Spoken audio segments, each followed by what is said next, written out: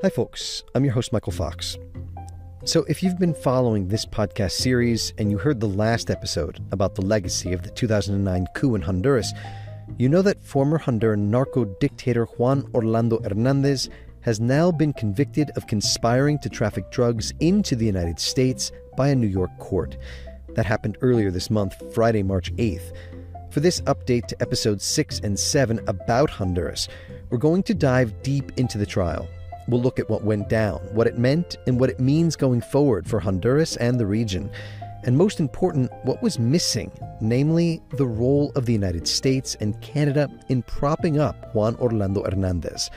Today, I'm speaking with Karen Spring. You've heard her before in episode 7. She's the co-coordinator of the Honduras Solidarity Network and the host of the Honduras Now podcast. She's lived in Honduras since just after the 2009 coup, and she was on the ground in the courtroom in New York throughout Hernández's trial. Hi, everybody. I'm live outside the Southern District Court of New York. That's her during one of numerous Facebook Lives and interviews she did throughout the court proceedings. Two things to say before we get started. First, cameras and recording devices were not permitted in the courtroom, so I don't have as much ambient sound as usual. The closest thing we have is Karen's first-hand account. Second, you'll note that Karen often uses Juan Orlando Hernández's nickname in Spanish, Ho, when she talks about the former president. Ho stands for his initials, J-O-H, and it's used widely in Honduras as shorthand. If you hear that, you know she's referring to the former president. Okay, here's the interview. Thank you so much for joining me today, Karen. Hi, Michael. Thanks. No problem. So the trial ended about a week or two ago by the time this'll run. Obviously, Juan Orlando Hernández was found guilty on 3 counts of drug trafficking and weapons conspiracy. What's the latest? What are the specifics of this conviction? And do we have a sentence?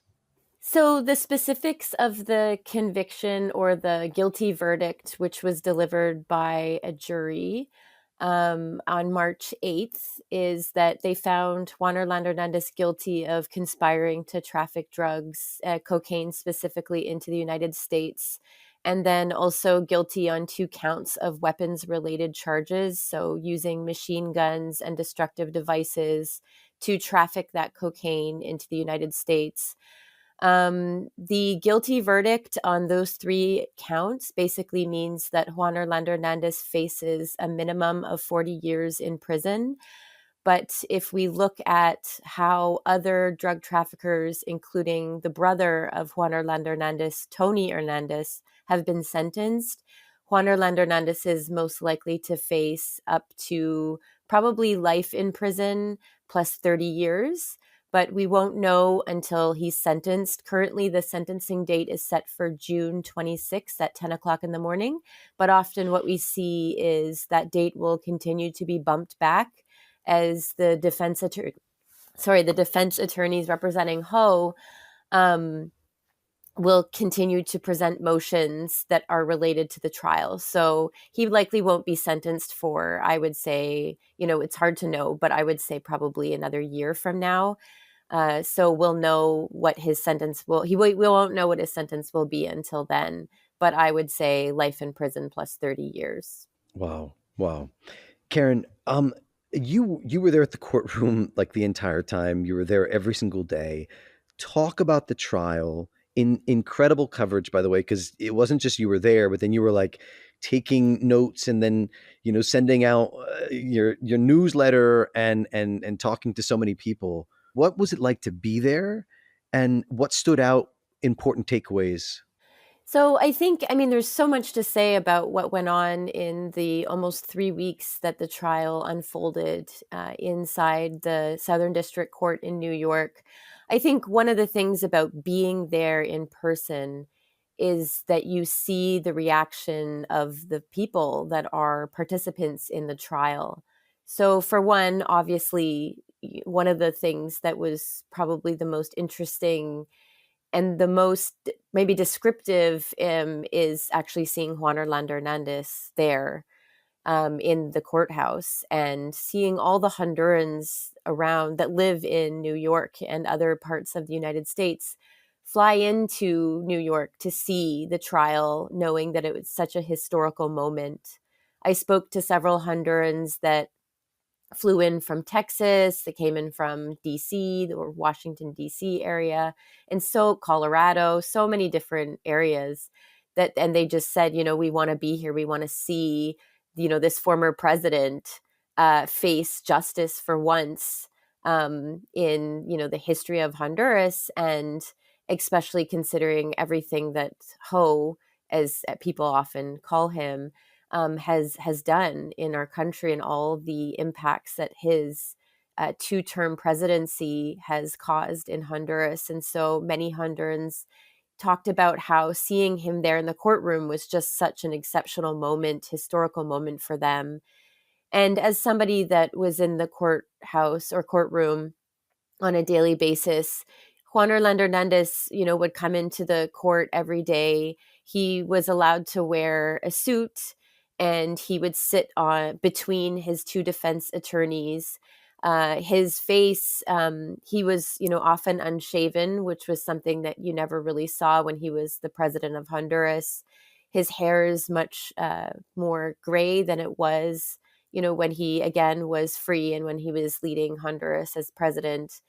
And, what was interesting is that up until the last few days of the trial, he didn't have any family members that were there in the trial.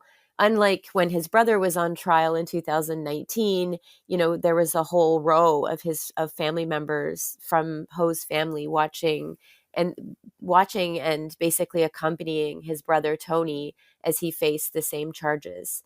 So I think that was, one of the moments that I don't think many people will forget that were inside the courtroom.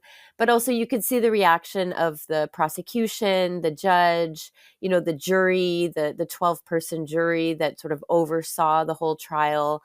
And then also just the dynamic of the different Hondurans that were inside the trial in the courtroom, and the reasons why they all came to attend the trial. Karen, can you just kind of bring us into the courtroom? Describe what it looked like if most of the audience was Honduran who was watching this, and also other kind of tidbits of other things that came out that you thought were really important. Sure. So the courtroom was on the 26th floor of the Southern District Court. So it was I think it's the largest courtroom in that building, because they expected to have a lot of the public come and watch the trial. So the whole courtroom is wood, and expensive wood. I don't know, mahogany wood maybe. At the very front is where the judge sits. There's an American flag, and then behind the judge, this really beautiful, I think, Native American piece of artwork. And then the judge sits at the very front, up on sort of a platform. And then in front of him are his secretary and sort of the court assistants.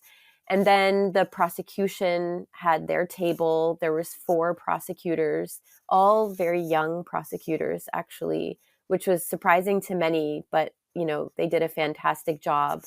And then after the table of the prosecution that were directly in front of the judge, there was the defense table, where 1 or 2 of the individuals on Ho's defense team sat. And then after that was where, the main defense table was. So, you had Ho's 2 defense attorneys, and in between Ho was in between his 2 defense attorneys.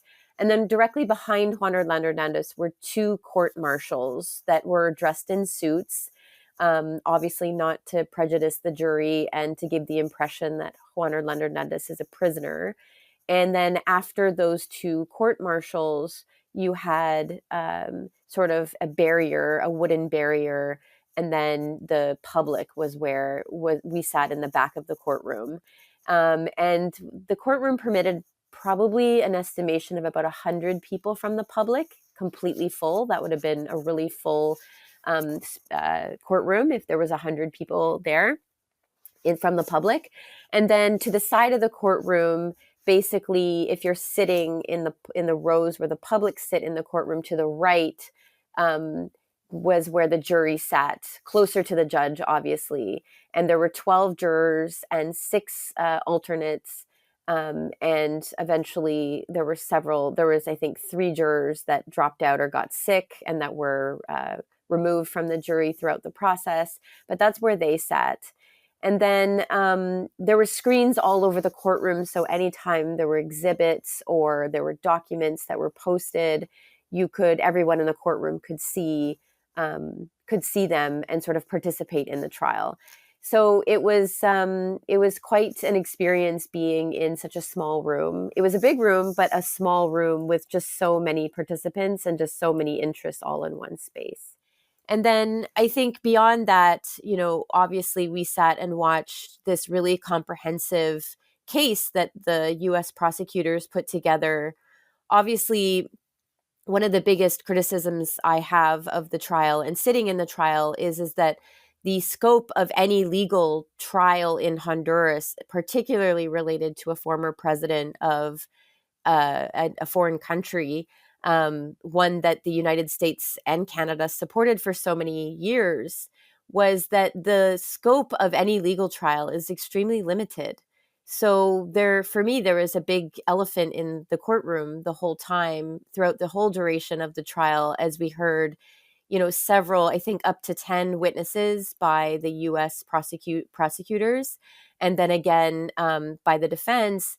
There was really no discussion or very limited discussion of the role of Canada and the United States in supporting this quote unquote democratic ally that was now a dangerous drug trafficker, that had conspired to traffic, thousands of kilos of cocaine into the United States, that was sitting there on trial in the courtroom at that time. And so for me, it was very much, it's important to state this before I sort of give my impressions of the details of the trial, is that this was very much a show for me.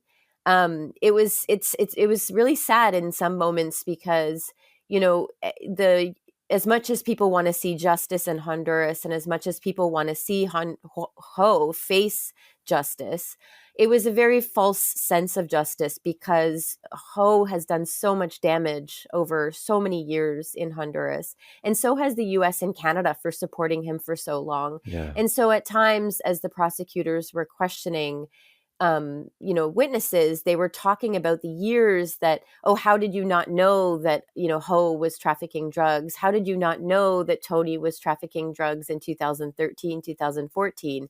I sort of sat and wondered the same, how did the US and Canada not know? Which of course they did know, and they ignored it for so many years.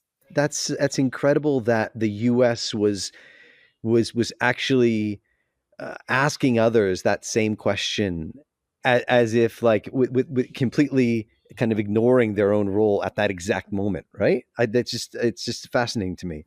Well, it is, another really big highlight of the trial where that became very evident was when Juan Orlando Hernández decided to take the stand himself.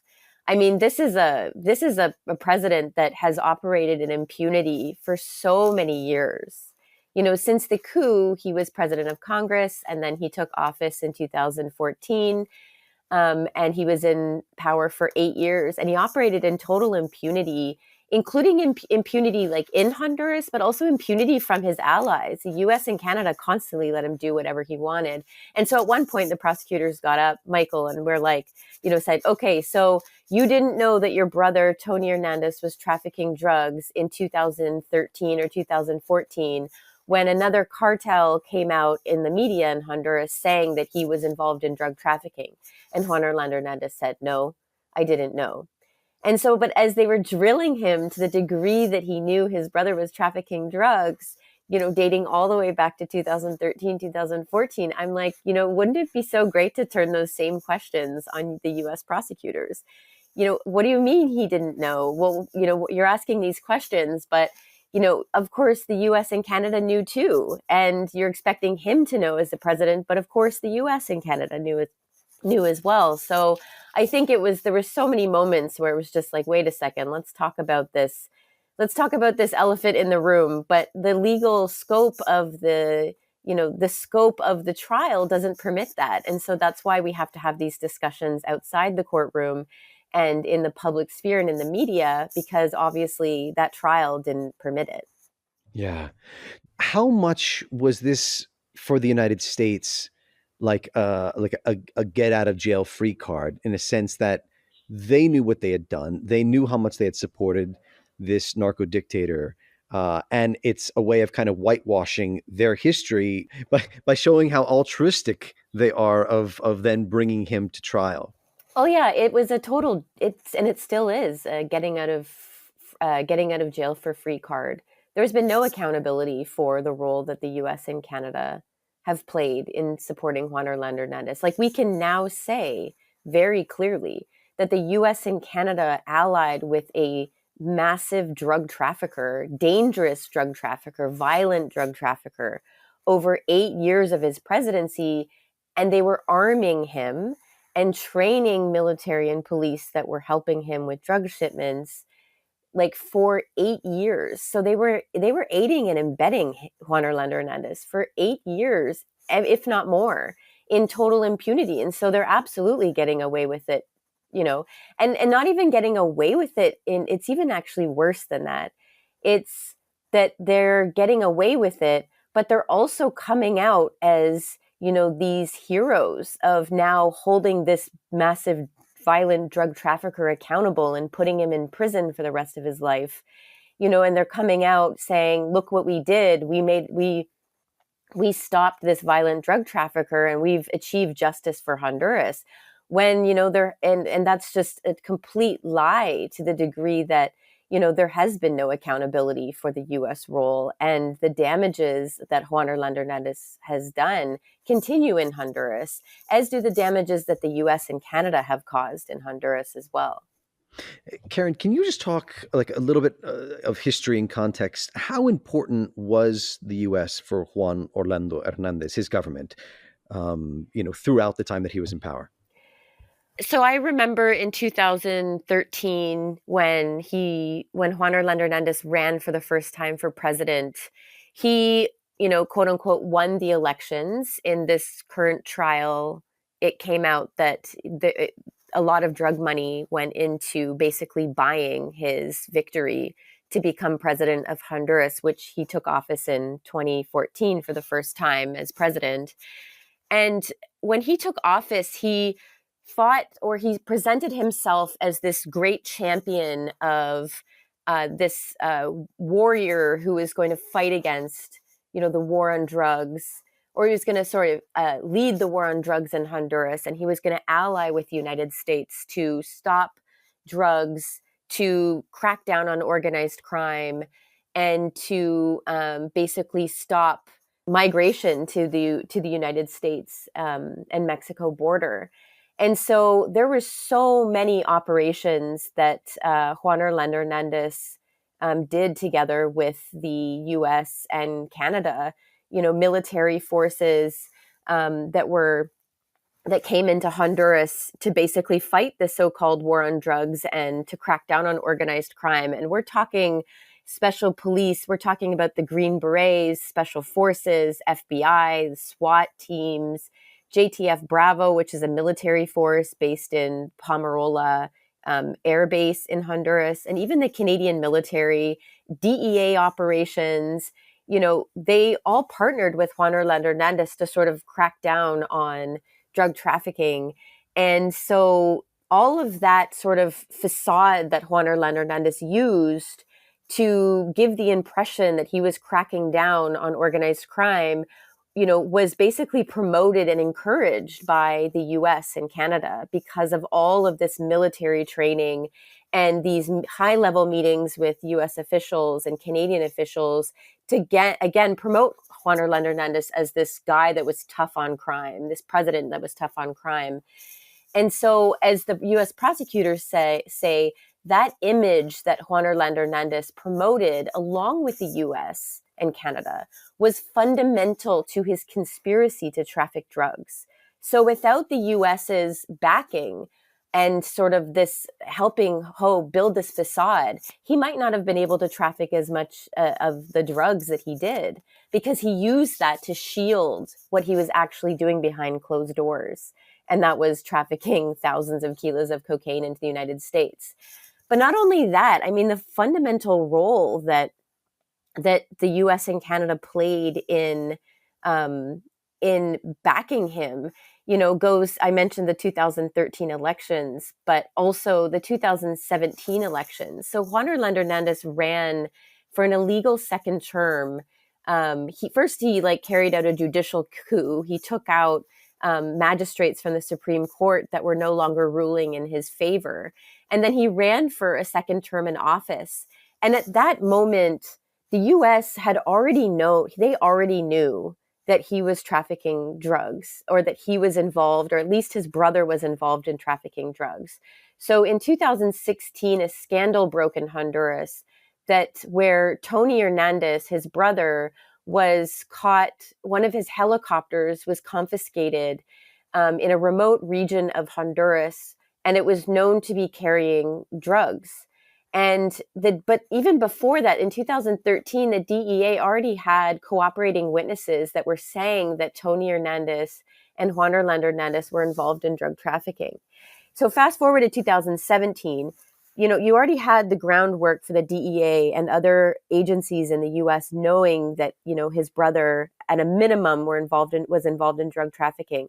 2017 rolls around. Juan Orlando Hernández decides he's going to run for re-election, an illegal election, because the Honduran constitution forbade second terms in office. And so the United States had an opportunity to pull their support and say, no, like this is not a legitimate election. But they went ahead, they didn't say anything, they let him run for election. And then in the election itself, there was massive electoral fraud that was even called out by, the Organization of American States, which is not known to be a progressive, it's, a pro-coup institution at best. And even the OAS said, you know what, it's too hard to determine if these results are legitimate in these elections. Maybe there should be new elections in Honduras. And so again, the United States had an opportunity to pull the plug and say, no, we're not going to support Juan Orlando Hernández, but they just kept supporting him.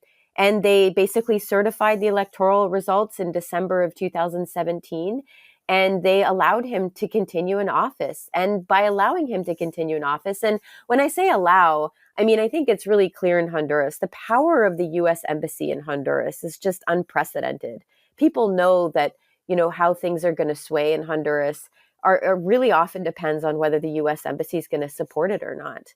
And so by December 2017, when the U.S. said they were going to recognize Juan Orlando Hernández as president-elect in Honduras, I mean, people knew, okay, this is over. They're basically certifying these illegal, fraudulent elections. And so we don't have a choice. We have to accept this president. And that basically kept him in power for 4 more years. That not only kept him in political power, it kept his cartel running for another 4 years. And the United States knew that. They knew what they were doing, and they knew they were keeping a drug trafficker in power. Karen, do we have a sense of the number of human rights violations throughout Juan Orlando Hernández's government, the killings, the disappearances? I remember your partner was jailed for more than a year, right? Yeah, so there was, I don't think that there's a registry where all of the different human rights violations that have been committed over Ho's administration have been gathered. But off the top of my head, so during the 2017 electoral crisis, there were over 30 people that were shot and killed by state security forces. That basically individuals that went to the street, protesters that went to the streets to protest the electoral fraud. And as the U.S. was certifying the elections, state security forces were shooting protesters. So that's over 35 people that's been documented. There were also hundreds of individuals that were illegally detained during just the 2017 electoral crisis. And then 22 individuals were held for months. And my partner is one who was held for 19 months in a maximum security prison. They were the political prisoners of the 2017 electoral fraud. But there was a few disappearances as well during the electoral fraud.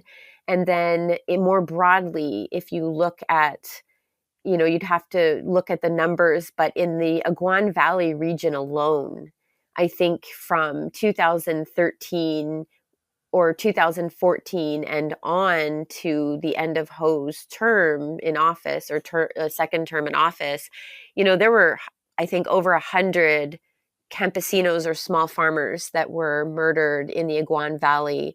And I would think that there would be there, and that doesn't even include disappearances or individuals that were injured or imprisoned. I think that also we have to remember the water defenders from Wapinol, which was a very well-known international case.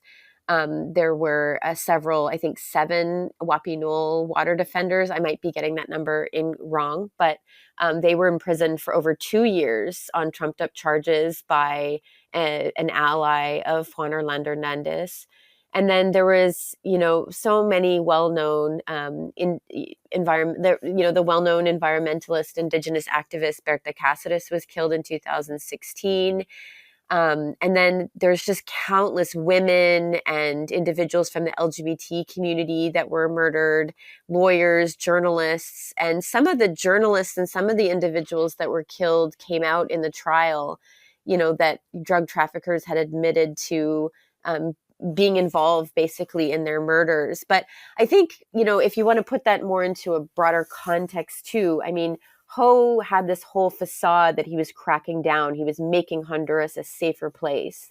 And that was really far from the truth. And I think that if you look at those numbers of pro-democracy defenders that were put in prison, water defenders that were put in prison, individuals like Berta Cáceres, Margarita Morillo, they were murdered for speaking out under Juan Orlando Hernández. And then campesinos that were also murdered. I mean, Honduras became a very dangerous place, not just because, of the organized crime that was being promoted under Juan Orlando Hernández and the takeover, or the organized criminal takeover of the state under Juan Orlando Hernández, but also to speak out against Juan Orlando Hernández and to speak out against his government and his policies made Honduras an extremely dangerous place.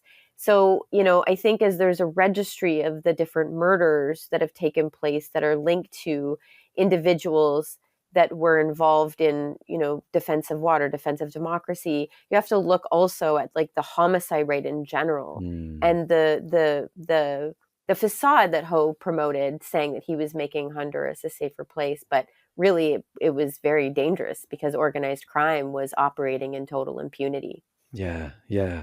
Karen, when we spoke last year, you said something to me that was, I think, really profound. And it was basically like, Ho should be standing trial here in Honduras for all the even greater crimes that he committed during his time. I guess my question is, what does Ho's conviction in New York mean for so many that suffered under the narco dictatorship? Does this give people some sort of closure? Is this what justice looks like, or is there so much left that should be done? I mean, I think there's so much left that needs to be done. I think that most people that I spoke with, Hondurans in New York that were there at the trial, I mean, outside the trial, there was a vigil where there was pictures of some of the individuals that were killed under Juan Orlando Hernández. And there was 2 family members of individuals that were killed. One, the mother of Kayla Martinez, who is a young woman killed in police custody in La Esperanza by the police. And then there was the daughter of Margarita Morillo, who is a campesina leader in northern Honduras, who was also murdered under Juan Orlando Hernández. And so this vigil, for me, represented this ongoing thirst and need for justice, a greater justice for all of the violations that Juan Orlando Hernández committed. So I don't want to say that justice, some sort of level of justice, wasn't achieved by knowing that Juan Orlando Hernández was found guilty on drug trafficking in New York. But I think that there's a lot that still needs to be done. There's a lot of family members that are still seeking justice for what happened to their family members. They're still seeking investigations, closure.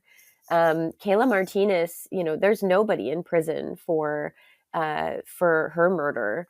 A police officer was just released and nobody else has been held accountable. And so, again, Berta Cáceres' family and COPIN, the organization she co-founded, they're still seeking justice. So I think, yes, a level of justice has been achieved, but there's so much more to do. And unfortunately, the construction of the narco state backed by the US and Canada and Honduras means that the whole justice system is infiltrated by organized crime. And so justice in Honduras, having Juan Orlando Hernández face some charges in Honduras is probably not going to happen. And that's very unfortunate. And it's also the US and Canada's responsibility that is the justice system is what it is like that today in Honduras. So I think that there's still very much a need for some level of justice in Honduras. I don't know when that is going to happen. I don't know how, especially considering that the remnants of the narco state are very much intact. But yeah, just that vigil outside the courthouse with candles, with pictures of so many people that were killed, for me was a message that there's a level of justice that has happened here in New York, but there's still so much more that needs to be done. Karen, why is there so much impunity in the country historic? I mean, you mentioned this a little bit, but I'd love if you could unpack this a little bit more. Like, why is it so hard to get justice in Honduras? And I mean that for now, obviously, in the crimes post 2009 coup, but even for the 1980s. As a person that works in human rights, as a Canadian that works in human rights in Honduras, I would first and foremost say that Canada, the United States, has been a promoter of impunity for, decades in Honduras, and particularly the United States because of how powerful it is in Honduras and Central America more broadly. I think that the economic and political elite in Honduras have operated in total impunity for so long, which has allowed them to basically amass power and wealth and control institutions of the state, which basically enable impunity for, the 10 to 12 families that have historically, controlled Honduras. And I think that that's a pattern that repeats itself in other countries in the region. And then the military. I think that the Honduran military, dating back to the Iran-Contra scandal, has operated in total impunity as well. And actually in the trial, there was mention of individuals that were part of Battalion 316 that was a death squad trained by the CIA in the 1980s that were involved in disappearances in the 1980s that, have never been held accountable. And one military official that was mentioned in this trial in New York was actually passing information to drug traffickers to enable drug trafficking, along with Juan Orlando Hernández, was actually part of Battalion 316 in the 80s. And so had that military official, I think his last name is Mario Amaya, had he been held accountable in the 1980s for being involved in Battalion 316 and actually the murder of an environmentalist, Jeanette Cawas, as well, he wouldn't have been able to traffic drugs and support Juan Orlando Hernández's drug trafficking operations, in 2013 and beyond. So I think the impunity in which the U.S. backed and trained and funded Honduran military has operated in since the 80s and beyond has also basically contributed to impunity in Honduras. And I think that, one of the things that often people talk about is they say that, there's weak institutions in Honduras, and Honduras just has weak institutions, and that's why there's so much impunity. But I kind of don't like that analysis, because I think that it misconstrues what impunity is. And it's often, for me, a political decision. It's a political decision to prosecute some people and then let others go and let others operate as they choose.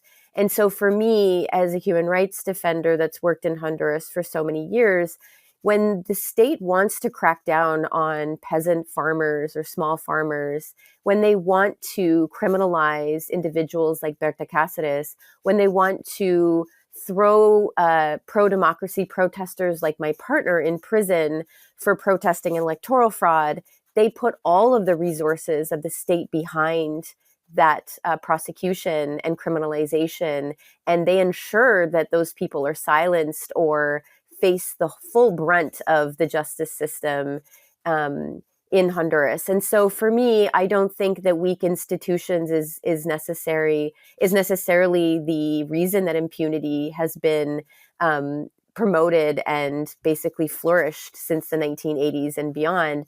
I think it's a political decision. And I think that the more we start looking at it like that, the less that individuals can just keep saying, oh, we just need to keep funding the justice system and the police and the military, and that will deal with impunity.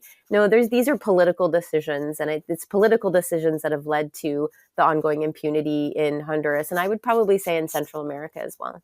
Yeah. Karen, one thing about this trial that kept coming up in the back of my head is that this is not the first time that, say, the United States had a really strong ally in Central America that fell out of favor with the US, and they just decided to bring him to the United States and convict him or take him to trial for drug trafficking charges. Was there any mention like during the court process, or were they remembering the past with Manuel Noriega and kind of what happened there and the U.S. connection, the U.S. role? I think it's really interesting that this parallel like runs deep. And I'll just say that part of the reason why I'm interested in this is also because for Under the Shadow, for my podcast, I'm going to come back to Panama, the U.S. invasion there in 1989, Noriega. That's kind of the last chapter of my series, and so it's just interesting that we see this happening again. I'm glad you mentioned that because it actually wasn't mentioned at all, except in pretrial deliberations or pretrial discussions. Huh. In Juan Orlando Hernández's pretrial discussions, and it was one of the reasons that the trial was delayed. It was delayed a few times, but then it was delayed the final week. It was delayed. And it was because the defense was in discussions with the prosecution about classified documents. And there's a typical classified document procedure called SIPA, and it's getting a lot of coverage now because of the Trump proceedings in the US. But basically, it's where they sort of discuss how classified information is going to be revealed or not in the trial proceedings, because Ho's defense wanted to bring in classified information. And one of the things they wanted to bring in was the fact that Juan Orlando Hernández had met with and collaborated with extensively several agencies of the US government over many years. And that sort of contributed to his defense that he couldn't possibly be a drug trafficker if he was visiting the CIA headquarters, if he was visiting with the FBI, etc. And so in those pretrial, in one pretrial sort of argument that was submitted in writing by the prosecution, they cited Noriega's case because Noriega as well wanted to bring in classified information because he had worked very closely with the United States government. And he was actually, I think, a CIA, like on the CIA payroll, if I'm not mistaken.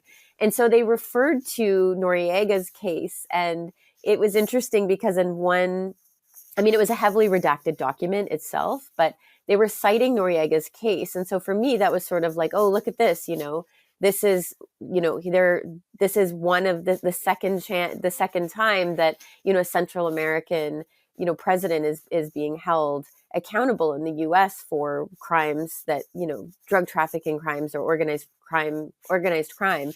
And so they were citing these documents. And one of the citations, and I actually put it in one of our campaign updates, was this trial is about drug trafficking or the defendant's drug trafficking, not about U.S. relations and operations abroad. Wow. And that's sort of, again, what they were arguing in Noriega's case. And so it really shows us, that this ongoing history and legacy of the U.S. role and the impunity in which the U.S. has operated, and the way that these legal mechanisms or these legal cases are built to exclude these really important discussions.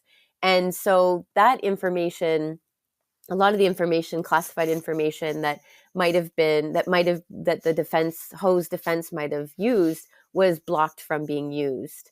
But that was the only mention of Noriega in the trial proceedings against Ho. But I think in a really key and relevant moment was hiding the role of the United States by blocking classified information in Ho's trial. Yeah, yeah, absolutely. One of the things that I like as I dug into the Panama story and Noriega, and that history, and went and interviewed many people there, was looking at how that was like the first invasion by the US government and the first major measure of like basically taking Noriega and bringing him to the States after the fall of the Cold War. That was the first thing done in kind of this new era.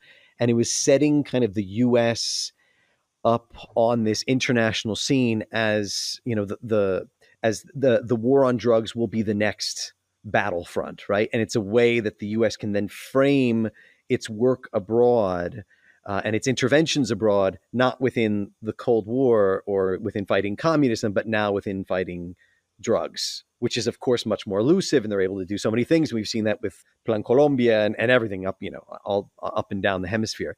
But it is interesting to look at that parallel within Honduras as the United States kind of reaffirming this mission of the great savior of the war on drugs. Again, here we are, was it 20, 35 years later, and it's the same story, and it's just kind of reaffirming that as, the arbiter of justice, right, in the United States, and stopping those bad drug traffickers abroad.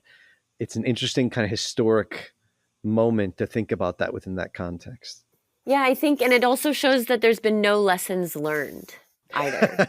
Right. Just Yeah. no lessons have been learned. You said 35 years later, and I think that's one of the reasons that we, through this campaign, the putting the U.S. and Canada on trial campaign, that we're demanding investigations and inquiries in Canada, the United States, and the declassification of documents.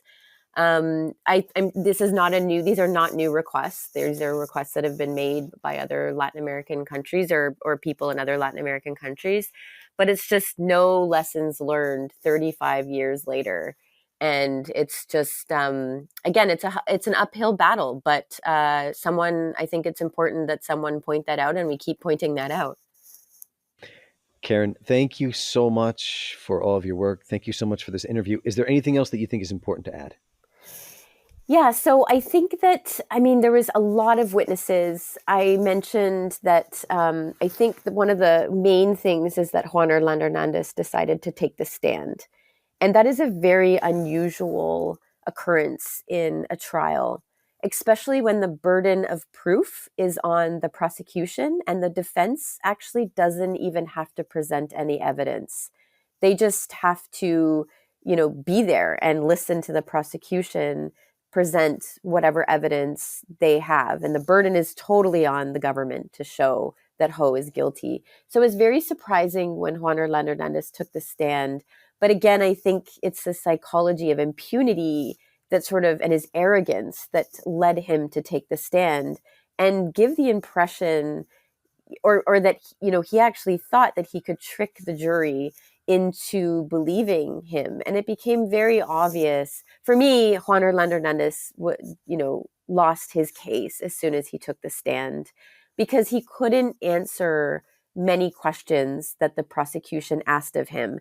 They showed him two pictures of him standing next to drug traffickers or children of drug traffickers. And in both instances, he sort of skirted the issue by saying, I think that photo's been modified, or parece que sí, that's me. It seems like that's me in the picture. And so it was almost like he underestimated the intelligence of the jury and sort of made fun of the process by thinking that he could just lie his way out of these photos, amongst other questions that the prosecution asked him. But when he took the stand, he mentioned his close relationship and all the help that he received from John Kelly, who was the head of the U.S. Southern Command. who then later became the director of Homeland Security. And so he tried to sort of, give the impression that he was this really amazing president and that wasn't corrupt and that did all of these great things for Honduras. And the judge had to keep, cutting him off, because at one point I felt like I was in he was like going on a political speech talking about how amazing he was. Wow. As president. And so the judge had to keep calling order, saying, stop doing that. You're not allowed to do that. And so again, it was really clear that he, really felt that taking the stand was a good thing for his defense. And I think that it basically sunk his case for him. But another thing that came out, and I just wanted to say that it wasn't just that Ho took the stand too in his own trial. He actually brought 3 military from Honduras to testify in his favor. And one of them actually ended up also sinking his defense, because one military officer, his last name is Romero Palacios, he actually, an active military, he also said that he provided presidential security for Tony Hernandez while Tony Hernandez was trafficking drugs. And obviously he didn't say that Tony Hernandez was trafficking drugs, but the military officer said that he was basically using the resources of the state and the presidential security to give security to Tony Hernandez. So again, that kind of sunk his defense as well. So that was a really interesting decision made by the defense. I think it was a really bad decision, but I think those Honduran military officers, at least 2 of them that are still active in the Honduran military, are facing disciplinary actions by the Honduran military right now in Honduras after the trial. The second thing that came out that was really interesting, and I think really relevant for what's going on now internationally, especially in Palestine right now, is that at one point there was a former member of the Sinaloa cartel that worked really closely with El Chapo Guzman from Mexico, the notorious Mexican drug trafficker. He testified, or he just said really quickly while he was being cross-examined by the Ho's defense attorney. At one point, he was asked how he laundered drug money from the money that he was making in Honduras by bringing in huge containers of cocaine from Colombia into Honduras's largest port in Puerto Cortes in northern Honduras, which is a huge, hub, logistics hub in Central America, especially to the U.S. market. So the Sinaloa cartel was bringing in these huge containers of cocaine from Colombia into Puerto Cortes in Honduras, and then bribing Juan Orlando Hernández with drug money to basically allow them to bring in these containers. And so on cross-examination, the defense attorney asked this former member of the Sinaloa cartel, how did you launder your drug money? And he said, well, we used an Israeli diplomat who had a diplomatic passport that worked in the Israeli embassy in Colombia. She would use her diplomatic passport to carry drug money from Honduras in a suitcase to Colombia. And she carried approximately $100 to $150 million over a period of, I think, 3 or 4 years, and got a cut of 3%.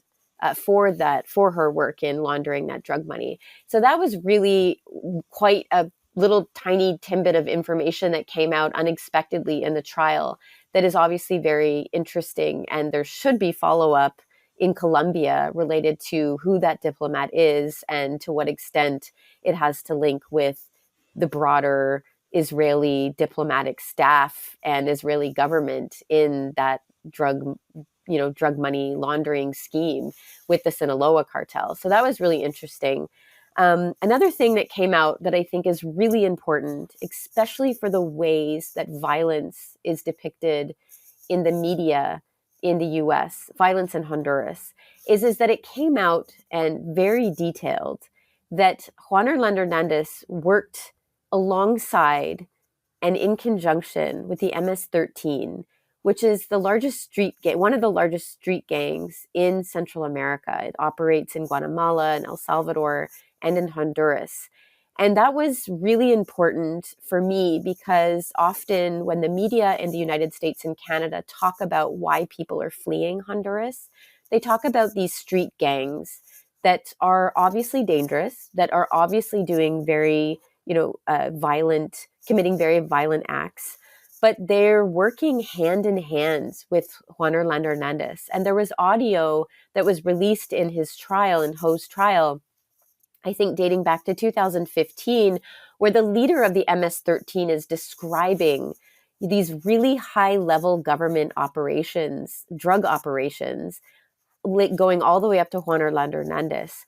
And so the only way that the MS-13 could have known these things, this individual's name is Alexander Mendoza, his alias is El Porky, in Honduras, is that if they were working hand in hand with Juan Orlando Hernandez and his drug cartel, and that very much came out, how much the MS-13 basically were receiving drugs and how they were using, how they were getting weapons from Honduran police in order to carry out their operations as a street gang, how they were working alongside Ho's co-conspirators to run drugs, to kill drug rivalries, how they were using their connections inside the Honduran police and the Honduran government all the way up to the presidency to get gang members released from prison. And also how, even these high-level MS-13 leaders were also knew that Juan Orlando Hernandez was using elite police units to kill drug rivals in Honduras. So individuals that were threatening Ho's power, drug power, in Honduras, or drug cartel power in Honduras, these elite police units were being used and by Juan Orlando Hernandez. And so that was, for me, a really important information that was revealed because, these street gangs, so many people flee Honduras and they ask for asylum in the United States because of these gang threats. And when the US government argues these asylum cases, they say that, but these are gang threats. They don't qualify as, threats because this is not the state that is threatening them. These are gangs. And so the revelations in this trial show that the MS-13 and the Honduran government and the Honduran police and military are one of the same. And that is really important. And it was one of the most important tidbits of information that came out. And so the Honduras Solidarity Network will be putting out a much more extensive report about that relationship because it's so important for people in the United States and Canada to understand that the Honduran state is essentially a mafia state, an organized criminal state, that where the MS-13 is basically enabled, promoted, and encouraged by the Honduran government, police, and military. Karen Spring, amazing. Oh my gosh, thank you so much. One quick question to segue off of that. What is the situation now? Obviously, Xiomara Castro's in power.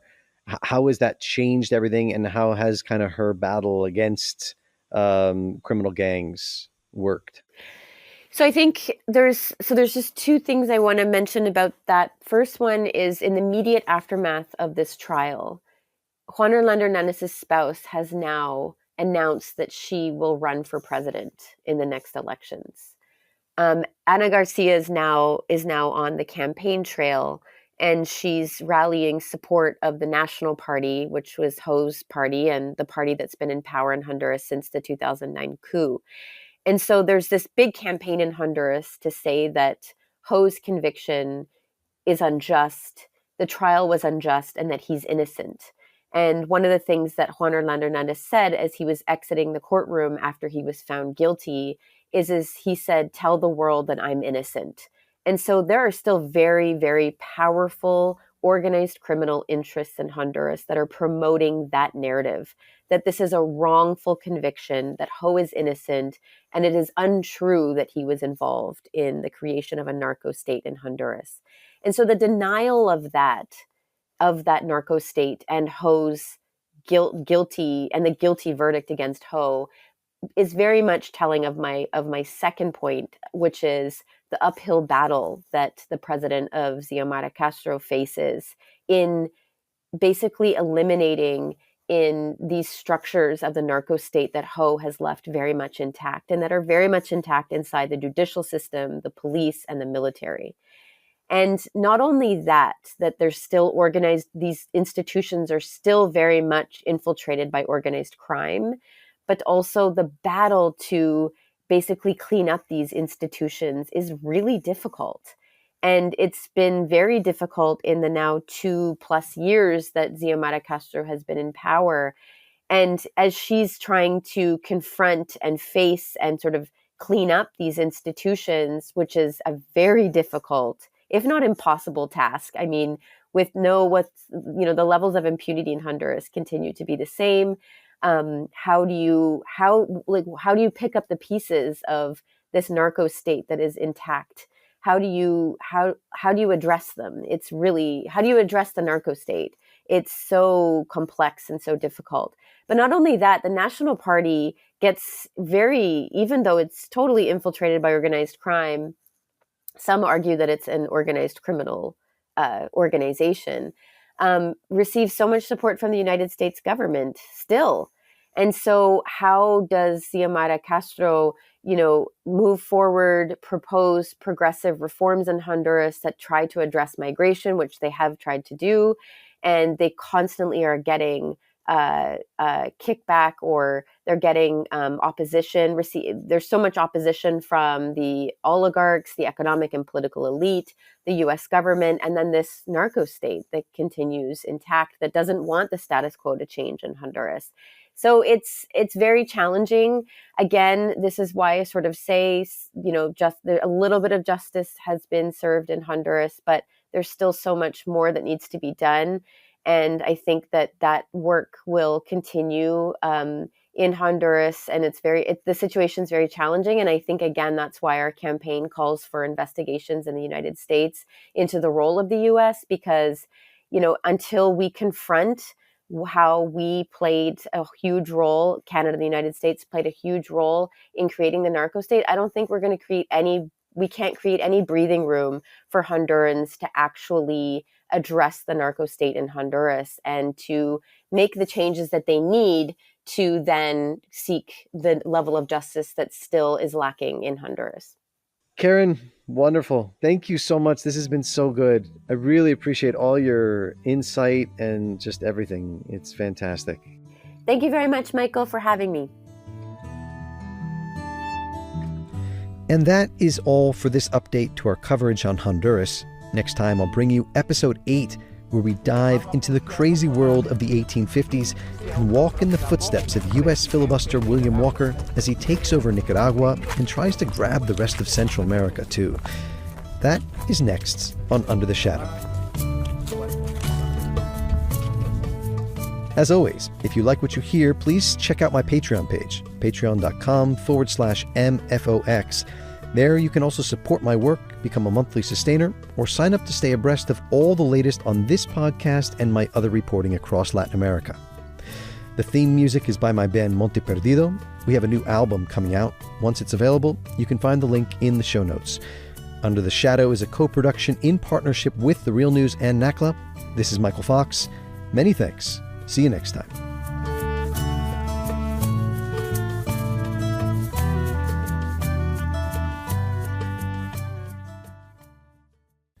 Thank you so much for watching The Real News Network, where we lift up the voices, stories, and struggles that you care about most. And we need your help to keep doing this work. So please, tap your screen now, subscribe, and donate to The Real News Network. Solidarity forever.